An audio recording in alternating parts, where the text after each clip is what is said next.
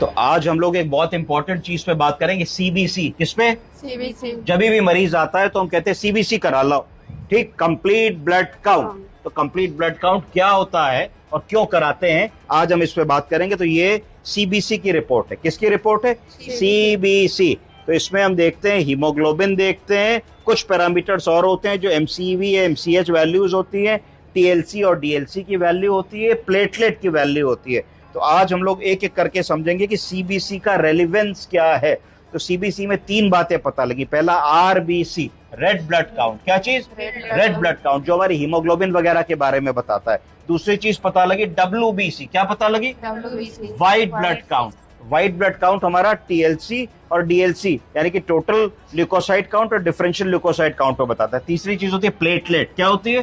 Platelet के बारे में हमको बताता है। पहली चीज अगर हम बात करें तो रेड ब्लड सेल्स की बात करते हैं। तो सीबीसी की रिपोर्ट में सबसे पहले हमें देखना होता है कि हमारा हीमोग्लोबिन कितना है। हीमोग्लोबिन अगर पुरुष है तो 13 से 17 होना चाहिए। कितना? 13 से 17। अगर महिला है तो होना चाहिए 12 से 15। 12 से 15। तो अगर हमारा हीमोग्लोबिन कम है तो उसको कहा जाएगा एनीमिया। क्या कहेंगे?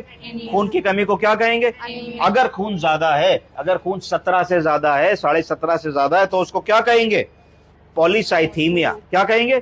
पॉलीसाइथीमिया। ठीक है, तो दोनों ही कंडीशंस रिपोर्ट करनी है, खून कम है तो भी, खून ज्यादा है तो भी। इसके बाद फिर दूसरी चीज हम क्या देखेंगे, वो एमसीवी वैल्यू देखेंगे। हमेशा याद रखिए, बहुत सारी चीजें होंगी सीबीसी की रिपोर्ट में, हमको अपना ध्यान सिर्फ एमसीवी की वैल्यू पे केंद्रित करना है। तो एमसीवी की नॉर्मल वैल्यू कितनी होनी चाहिए? 80 से 100 के बीच में। कितनी? 80 से 100। ये किस प्रजाति का है, किस टाइप का एनीमिया है, ये पता लगाने के लिए जरूरी होता है। तो अगर एमसीवी की वैल्यू 80 से कम है तो उसको कहा जाएगा माइक्रोसिटिक एनीमिया। क्या कहा जाएगा? माइक्रोसिटिक। अगर 80 से ज्यादा है एमसीवी की वैल्यू तो मैक्रोसिटिक एनीमिया कहा जाएगा। क्या कहा जाएगा?